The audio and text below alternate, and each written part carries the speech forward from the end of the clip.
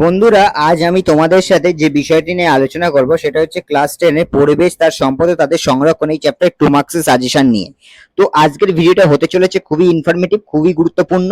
আর আজকের ভিডিওতে আমি যে কোশ্চেনগুলো নিয়ে আলোচনা করব সেই সব কোশ্চেনগুলো তোমাদের এই এক্সাম, এই মাধ্যমিক 2027 এক্সামের জন্য খুবই ইম্পর্টেন্ট। তো অবশ্যই তোমরা এই ভিডিওটাকে ফলো রেখো। আর এটার পরেও এই চ্যাপ্টারে আরেকটা 2 মার্কস সাজেশন নিয়ে আমি আসবো। তো শুরু করা যাক আজকের ভিডিও। বজ্রপাতের সঙ্গে নাইট্রোজেন চক্রের সম্পর্ক কি, অথবা নাইট্রোজেন প্রাকৃতিক আবদ্ধকরণ বলতে কি বোঝো, অথবা প্রাকৃতিক উপায়ে নাইট্রোজেন আবদ্ধকরণ কিভাবে ঘটে। বজ্রপাতের সময় বাতাসের নাইট্রোজেন গ্যাস অক্সিজেনের সঙ্গে যুক্ত হয়ে নাইট্রিক অক্সাইড NO ও নাইট্রোজেন ডাইঅক্সাইড NO2 গঠন করে। এই NO2 বৃষ্টির জলে নাইট্রাস অ্যাসিড বা নাইট্রিক অ্যাসিড HNO3 রূপে মাটিতে মিশে মাটিতে নেমে আসে। এভাবে প্রাকৃতিক পদ্ধতিতে নাইট্রোজেন আবদ্ধকরণ ঘটে। N2+O2 2NO 2NO+O2 2NO2। জীবাণু নাইট্রোজেন আবদ্ধকরণ বলতে কি বোঝো। নীলাভ, সবুজ শৈবাল বা সায়ানোব্যাকটেরিয়া এবং কিছু বিশেষ প্রজাতির ব্যাকটেরিয়া বাতাসে নাইট্রোজেনকে বিশেষ উৎসেচক নাইট্রোজিনেস এর সাহায্যে বিজারিত করে অ্যামোনিয়ায় পরিণত করে এবং প্রোটোপ্লাজমে অঙ্গীভূত করে। একে জীবাণু নাইট্রোজেন আবদ্ধকরণ বলে। লেগ হিমোগ্লোবিন কি, এর গুরুত্ব কি? অনুরূপ প্রশ্ন, লেগ হিমোগ্লোবিন কোথায় থাকে?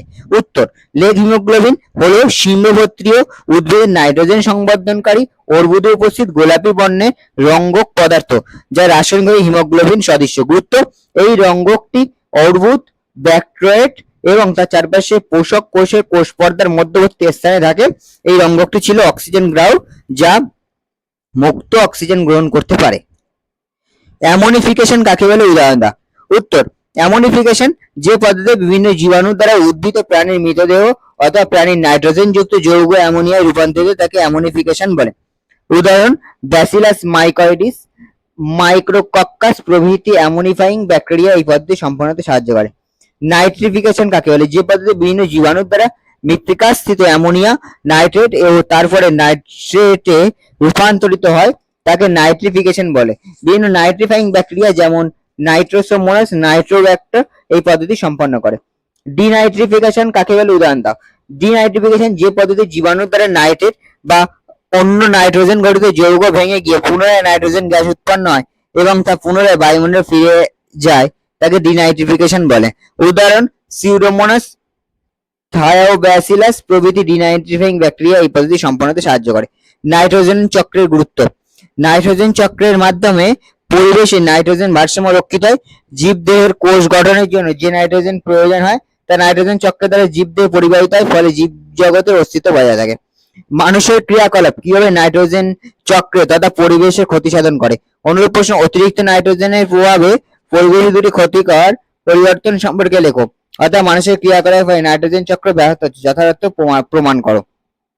উত্তর, জীবাশ্ম জ্বালানি ও নাইট্রোজেন সারজাত নাইট্রাস অক্সাইড N2O একটি গ্রিনহাউস গ্যাস। এটি বায়ুর উষ্ণতা বৃদ্ধি করে বিশ্ব উষ্ণায়ন ঘটিয়ে থাকে। অটোমোবাইল জাত নাইট্রিক অক্সাইড NO আলোক রাসায়নিক ধোঁয়াশা সৃষ্টি করে। এটি একটি পরিবেশ দূষক যে শ্বাসতন্ত্রে ক্ষতি সাধন করে এবং নাইট্রোজেনের অক্সাইডগুলি অ্যাসিড বৃষ্টি ঘটায়, ফলে বাস্তুতন্ত্র ও স্মৃতিশক্তি ক্ষতিগ্রস্ত হয়। দূষক কাকে বলে, যে সকল পদার্থের উপস্থিতি পরিবেশে অবাঞ্ছিত পরিবর্তন নিয়ে আসে এবং যার ফলে সমগ্র জীবজগৎ ক্ষতিগ্রস্ত হয়, তাকে দূষক বলে।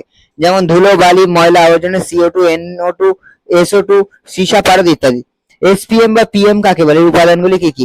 অথবা SPM এর উদাহরণ দাও। উত্তর, SPM শিল্প দহন প্রাকৃতিক উৎসজাত বাতাসে ভাসমান সূক্ষ্ম কঠিন বা তরল কণাকে SPM বা সাসপেন্ডেড পার্টিকুলেট ম্যাটার বলে। উপাদান, ভারী ধাতু, তেলের ধোঁয়া, ফ্লাই অ্যাশ, অণুজীব, পরাগরেণু, সিমেন্টের ধুলো, ধূলিকণা প্রভৃতি। অ্যাসিড বৃষ্টির রাসায়নিক উপাদানগুলি লেখো। অ্যাসিড বৃষ্টির রাসায়নিক উপাদানগুলো sulphuric acid, nitric acid, carbonic acid. Ozone hole বা ওজোন গহ্বর কি? মানব ক্রিয়াকলাপ জনিত কারণে সৃষ্ট ক্লোরোফ্লুরো কার্বন, হ্যালোন প্রভৃতি গ্যাসগুলি বায়ুমণ্ডলে ওজোন স্তর বিনাশ করে তাতে গহ্বর সৃষ্টি করে, একে ওজোন হোল বলে। প্রসঙ্গত উল্লেখযোগ্য, এভাবে ওজোন স্তরের ক্রমশ ঘনত্ব বিনষ্ট হওয়াকে ওজোন স্তরের বিনাশও বলে। ওজোন হোলের ক্ষতিকারক প্রভাব। উত্তর, ওজোন হোলের ক্ষতিকারক প্রভাবগুলো, ওজোন হোল যা সৃষ্টি হলে সূর্যালোকের ইউভি রশ্মি মানে আল্ট্রাভায়োলেট রশ্মি পৃথিবী পৃষ্ঠে নিমেষে ত্বকের ক্যান্সার, ছানি প্রভৃতি রোগ সৃষ্টি করে। আল্ট্রাভায়োলেট রশ্মির প্রভাবে সায়ানোব্যাকটেরিয়া বিনষ্ট হয়, ফলে ধান উৎপাদনে অতিমাত্রা ব্যাহত হয়। ইউট্রোফিকেশন কাকে বলে? উত্তর, জল দূষণজনিত কারণে জলাশয়ে অতিরিক্ত পুষ্টি উপাদান সৃষ্টির মাধ্যমে প্লাঙ্কটন সংখ্যার অত্যাধিক বৃদ্ধি ঘটে, যার ফলে জলের গুণমান ঘাটতি দেখা যায়, একে ইউট্রোফিকেশন বলে। ইউট্রোফিকেশন জলাশয়ের কয়েকটি বৈশিষ্ট্য লেখো। অনুরূপ প্রশ্ন, ইউট্রোফিকেশনের ক্ষতিকর প্রভাবগুলো লেখো। ইউট্রোফিক জলাশয়ের বৈশিষ্ট্যগুলি হলো জলে শৈবালের অতিরিক্ত বৃদ্ধি ঘটে, অ্যালগাল ব্লুম সৃষ্টি হয় এবং জলাশয়ের বর্ণ সবুজ হয়ে যায়, ফলে তা ব্যবহারে অযোগ্য হয়ে যায়। জলে দ্রবীভূত অক্সিজেন মাত্রা হ্রাস পায়, ফলে মাছ মারা যায়। শৈবালের পচনের ফলে জলে স্ট্রিকনিন নামক বিষাক্ত পদার্থ উৎপন্ন হয়, যার ফলে জলজ জীববৈচিত্র্য ক্ষতিগ্রস্ত হয়। বন্ধুরা, আজকের ভিডিওটা এই পর্যন্তই। যদি তোমাদের ভিডিওটা ভালো লেগে থাকে তাহলে অবশ্যই লাইক কমেন্ট সাবস্ক্রাইব করে দিয়ে পজিটিভ চ্যানেলের সাথে যুক্ত হয়ে থাকো। দেখা হচ্ছে পরের ভিডিওতে আমি পরিবেশ তার সম্পদ তাদের সংরক্ষণ এই 2 মার্কসের সাজেশনে সেকেন্ড পার্ট নিয়ে আসবো। ততদিন পর্যন্ত এইগুলো প্রিপারেশন নিতে থাকো। দেখা হচ্ছে পরের ভিডিওতে।